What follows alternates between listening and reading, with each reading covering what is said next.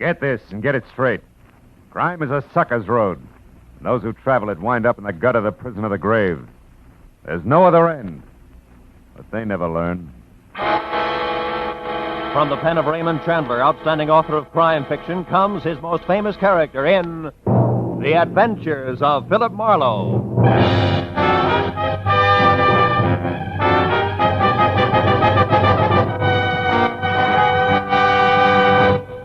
Now, with Gerald Moore, starred as Philip Marlowe, we bring you tonight's transcribed story, The Quiet Magpie.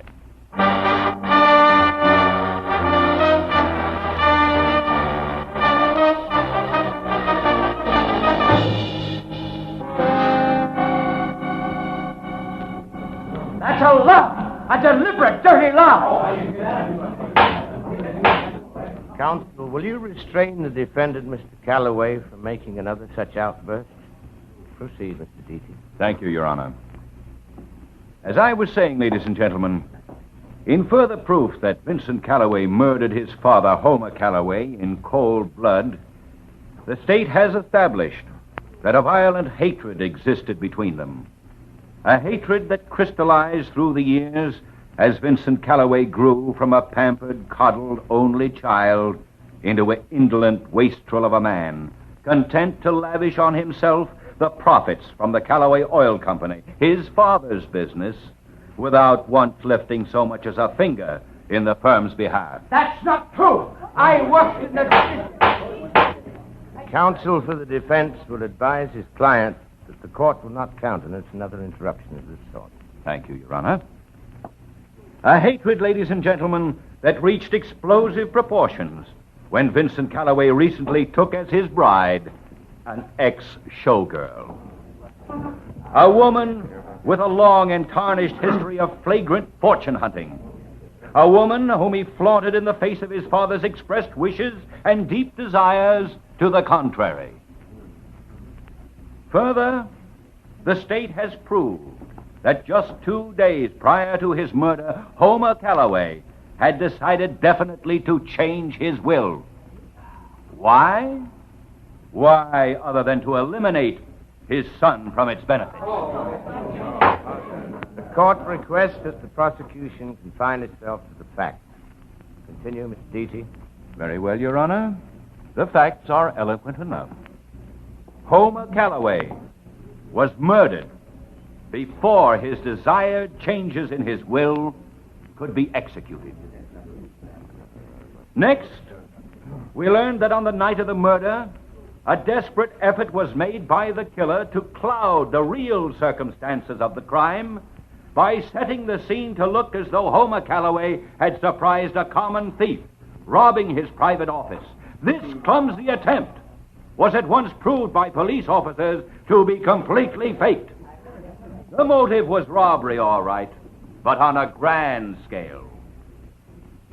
Now, ladies and gentlemen, let us proceed to tighten this web of proof around Mr. Vincent Calloway. Let us show beyond any doubt that it was he. There was no doubt about it. Vincent Calloway was losing the fight for his life. Deaty, the crisp, tab-colored assistant DA, was cutting him to ribbons. When they called Felix Lohman to the stand, I turned around and took a good look.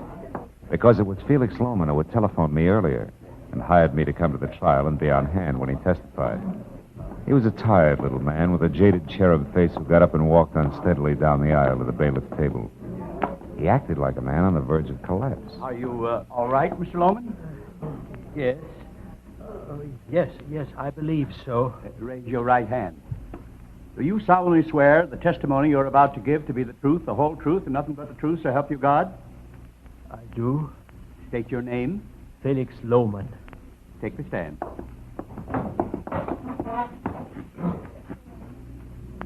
Now, Mr. Lohman, will you please tell this court what your association with the late Homer Calloway was? Why, yes, sir. I was Homer's best friend for many years.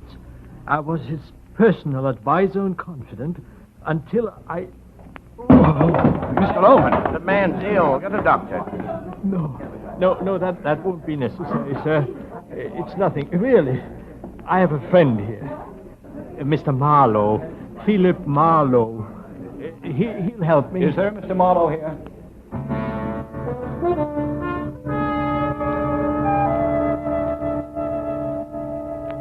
That's the way it played. My client was helped to his feet, and as I half carried him out of the room, I heard the judge adjourning court for the day. All the way down to my car, Felix Lohman stayed as limp as a damp bedsheet. But the minute we drove away, he began a recovery that couldn't be credited to the fresh air alone. When we got a few blocks west on Wilshire Boulevard, a smile spread over his Cupid doll face like warm syrup over a waffle. That's a good restaurant. Pull in there, Marlowe. All right? I feel like a piece of pie. Now, look, Mr. Lohman, not 10 minutes ago you were dropping dead in a courtroom. Now you feel like a piece of pie. What is this? Come on, let's go inside where we can talk. All right. My performance at the trial was a fake, a delaying action, Marlowe. A bit for time. Oh? And believe me, we need all the time we can get To do what? to save young Vincent Calloway's life. How about this booth? Oh, yeah, sure. So you think he's innocent, is that it? Why? I've known Vince since he was just a boy. Mm-hmm. He's no killer. Couldn't be. It's completely alien to his nature. Well, from what I heard in that hard-boiled court today, you'll need a little something more tangible than that, Mr. Lohman. I've got something. Care to see the dinner menu, gentlemen? No, just a big piece of cherry pie and a glass of milk for me. Just sir. coffee, thanks. Now, Mr. Lohman, sell me. According to the DA, Vincent had plenty of motive. Oh, he hated his father, all right. We all did, one time or another, Marlowe. And got hated right back, too.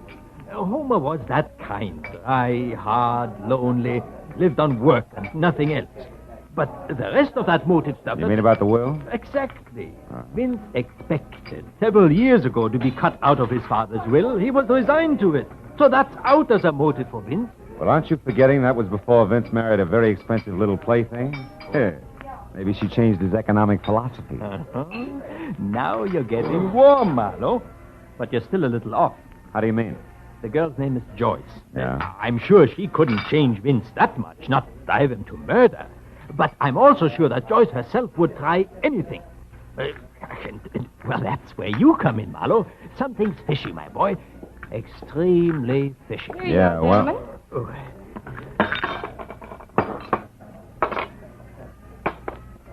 That's fine, thank you. Now, tell me, what's fishy, Felix? Are you trying to say you think Joyce is a killer? I don't know. I don't know, but I do know that item one, Vince was worried about her for some reason a few days before his father's death. So? So, when this mess broke, I checked up on her myself. Mm-hmm. Followed her home a few times. That's at 2313 North Ogden. And item two, I saw a man hanging around the place. A fellow with two gold teeth right in front. And dark, 5 o'clock shadow, kind of whiskers. I followed him once. Know where Angel's Flight is? Sure. That's where I lost him. But I learned that his name is Stoner. Stoner, huh? What about item 3? Blackmail. I don't know how or where, Marlowe, but it's there. Oh. And Vincent's caught in the middle, and good and tight. Yes. We've got to find out about this fast. I wish I could go along, but Joyce knows me too well, and that Stoner has spotted me also, I'm afraid. So I guess it's up to you. Okay, I'll get started. I can reach you where? Home. Gladstone 3962. 3962. And Marlowe, I'm just an old fuddy-duddy. But that boy Vince means a lot to me. And time is awfully short. Give us your best, will you?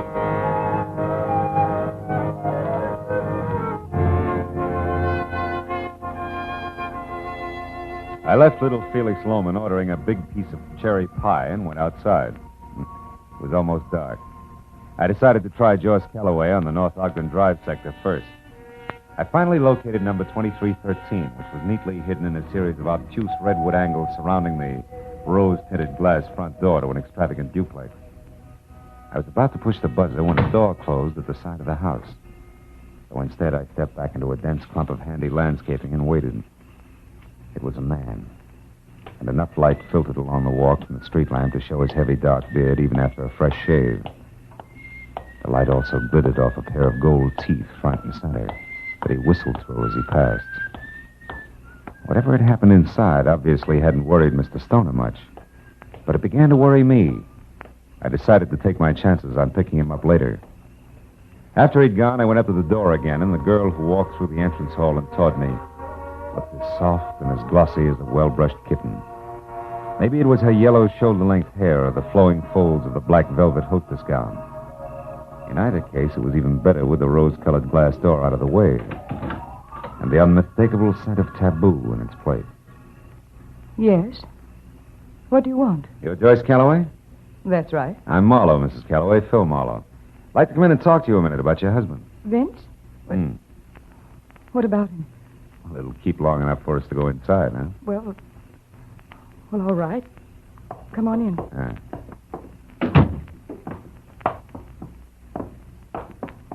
This is my apartment.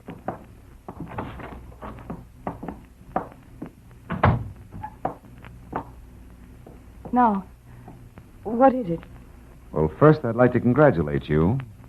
The moral support you didn't give him today was real great. Too busy shopping to drop in at your husband's murder trial? Why, you... Oh. Okay, baby, I asked for it. I didn't go because Vince said that he didn't want me to. Now get out. And the next time your lousy district attorney's office wants to find out something, you can tell him... Just a minute. I'm not from the DA. I'm strictly freelance. At the moment, I'm interested in a small matter of blackmail and how a man named Stoner ties in. I don't know what you're talking about. You'd better get out of here. Now, listen, baby. I'm tired and it's late. I want to know about Stoner. I don't know any Stoner. Okay, let's make it easy. He's a bird with a heavy beard and 2 gold choppers, and I just saw him leave by your side door about 5 minutes ago. Does that help? You're crazy. There's been nobody else in here tonight. Now, get out of here. Sure. You know, Joyce, you're either awfully dumb or awfully scared. I don't know which. But neither one is going to pay off for you. I promise.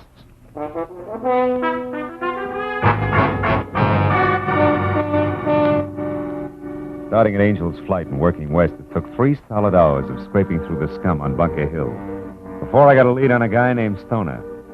And another hour went by before I actually found the swayback 3-story rooming house he called home. The scaly front porch was a clutter of big, rusty bird cages, and the mangy inmates of which complained as I eased the rickety front door open and pushed my way into a moldy smell thick enough to chew. A ragged row of tin mailboxes said Stoner's room was second floor rear. So I started up. I got as far as the landing when I heard a voice in the hall above. I went on slowly until I could see. It was Stoner. His back to me, talking on the whole phone. I got my .38 in hand and listened. Yeah, listen, Joyce, don't worry. I'll take care of him. Yeah, I'll be watching for him. Yeah, I'll meet you just like I said, only remember, it's not good for us to be seen together now.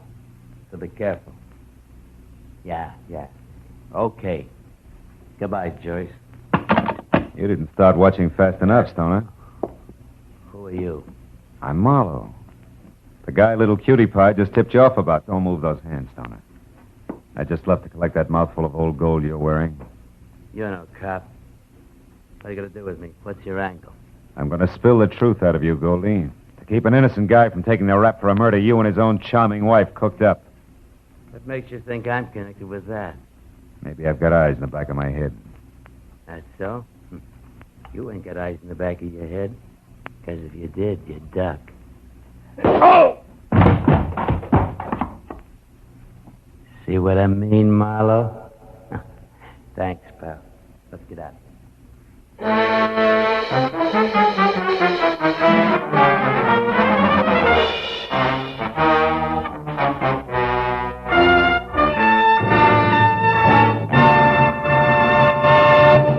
In just a moment, the second act of Philip Marlowe. Now with our star, Gerald Moore, the second act of Philip Marlowe, and story, The Quiet Magpie.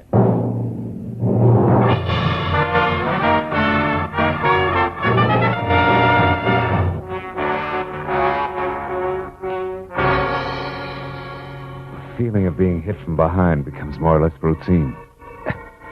There's an explosion against the back of your head. Your backbone is suddenly electrified and your legs melt. And a chunk of the floor rushes at you from a cockeyed angle. Where it connects, there's a second explosion, and you start down that long black corridor. Very sick to your stomach. Yeah, it's routine, all right. But that doesn't make it any easier every time it happens.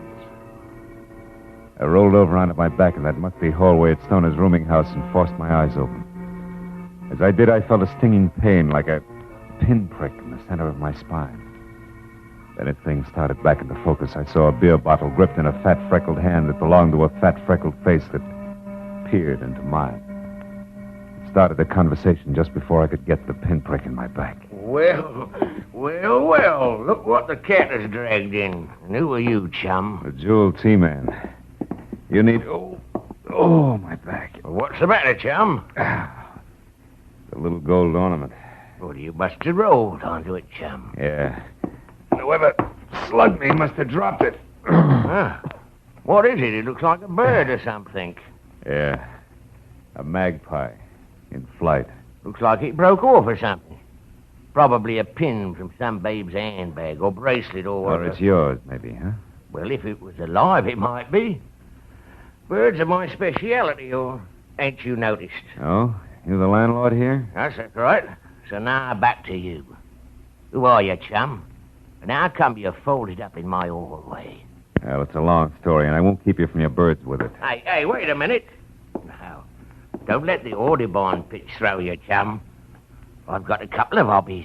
Like sticking your nose in other people's business? Like bending noses that get stuck into my business. So clear out, chum, and stay out, or you'll see what I mean. Okay, yeah, sure. Whatever you say, bird lover. After all, this is your nest. So long.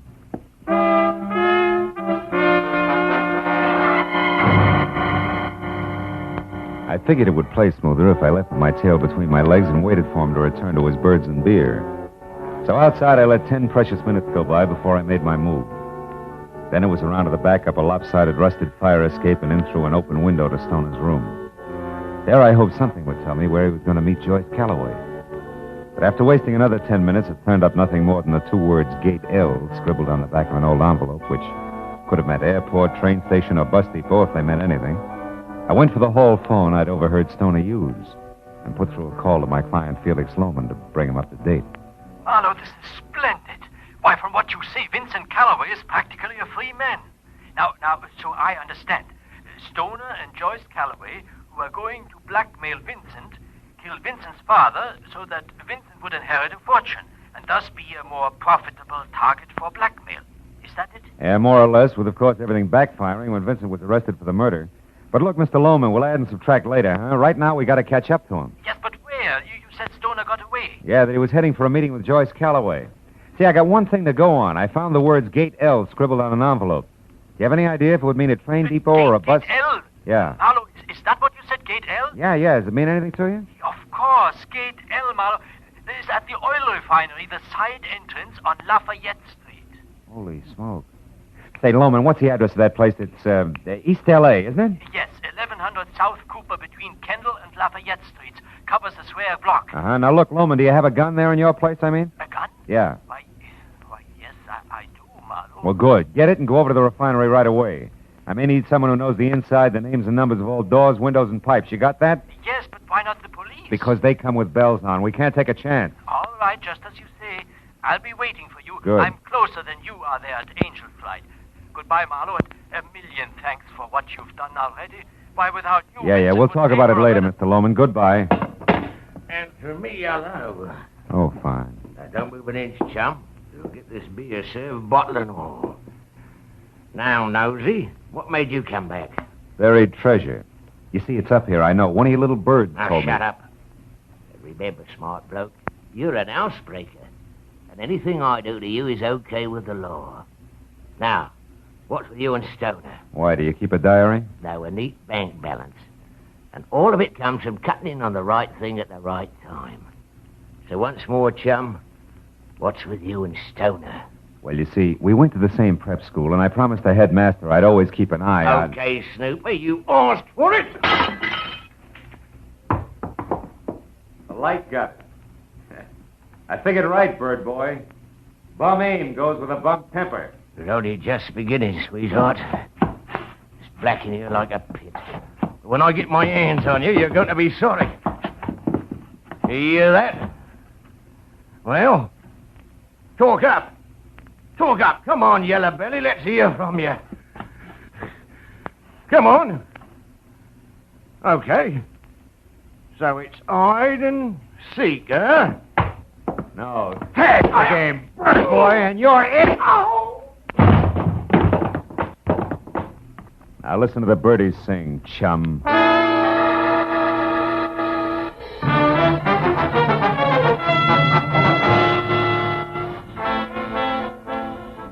It was a 20-minute drive from Angel's Flight to the Callaway Oil Refinery in East L.A. and all the way through the wide, deserted streets that the city's heavy industries called home. After 3 tries, I found the sliding gate marked L. On one side of it, and folded up like a marionette on his day off, was the night watchman, unconscious, blood oozing from a small cut on the side of his head.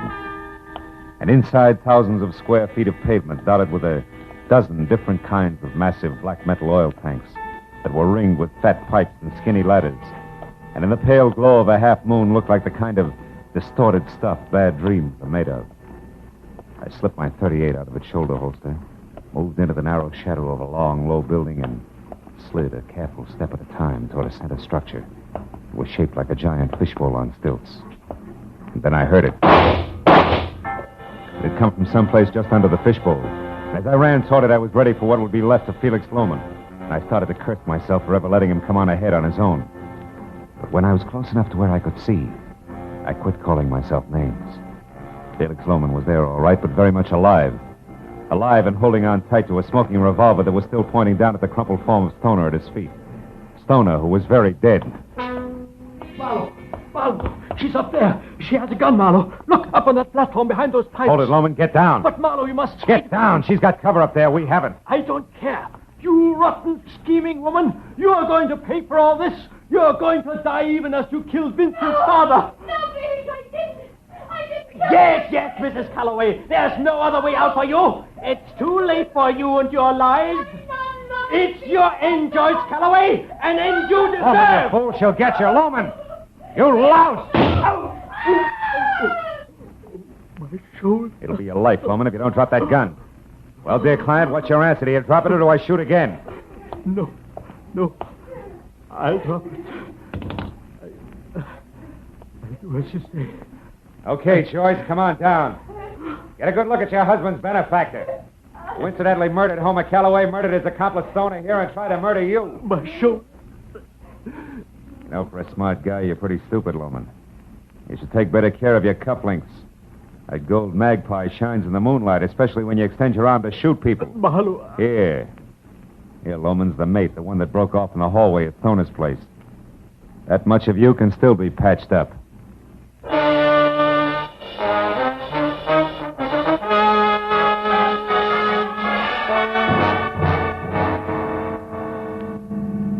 All right, Mr. Marlowe. Now that Vincent's lawyer has heard it and the police have written it down, the press have printed it, how about me? I don't follow it. For instance? Well, Felix Lohman killed Homer because Homer no longer had any use for him. But with Homer out of the way... And Vincent in this place, Felix would be set. Your husband he could fool. Yes, but the way the whole thing boomeranged... Oh, that was just bad luck. You see, he staged a robbery at Homer's office just to throw the law off. Oh. Well, it didn't. But more than that, it almost nailed Vincent. Still with me? Uh-huh. Oh, the second house over there. Oh, I see. Mm-hmm. Oh, what was the blackmail? How come? Well, that was Felix again. And out of whole cloth. You see, if Vincent lost his trial, Felix lost everything he killed for. So using Stoner, he had me playing follow the leader. Like Stoner pretending to have just left my place when you arrived. That's right. Oh. That and Stoner setting everything up nice and neat. You see, he was on the phone all right, but when he knew that I was there, he pulled a switch. And very carefully planted the name Joyce. He did? Uh-huh. And last of all, Stoner being killed by Felix, who no longer had any use for him and had a lot of reasons to fear him, in what was supposed to be self-defense. Get it? Get it. Ah. He gives you a little to go on and then a lot more each time you get there. Yeah. At the right moment, he brings you in with a phone call that tells you to come at once to the refinery. Oh. If you want to help Vincent. Ooh, how close I came. Yeah. Well, thank you, Mr. Marlowe. Correction. Thank Mr. Magpie. It told me that Felix was the one who dropped me in the hallway at Stoner's, remember? Oh, yes. That made adding the rest easy. Yes, but how fast you add when it counts. Well, Good night, Mr. Marlowe. Thanks again.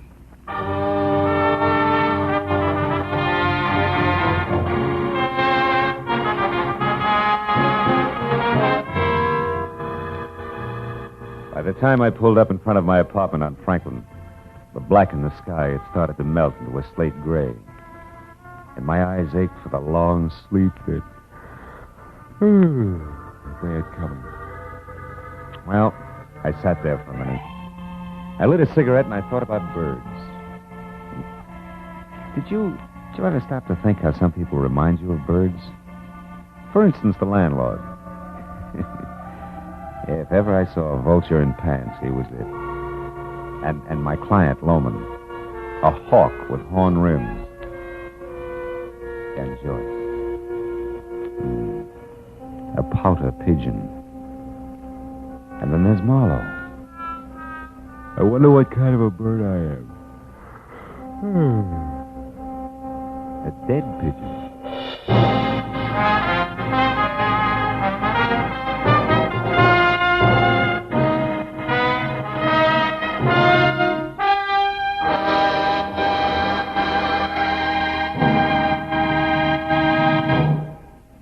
The Adventures of Philip Marlowe, bringing you Raymond Chandler's most famous character, star Gerald Moore, are produced and directed by Norman MacDonald and written for radio by Robert Mitchell and Gene Levitt.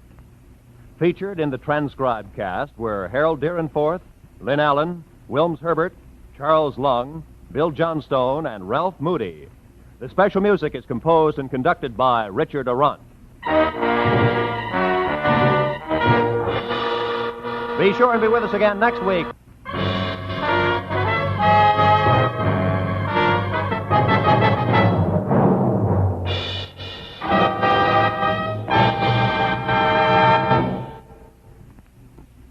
This is Roy Rowan speaking.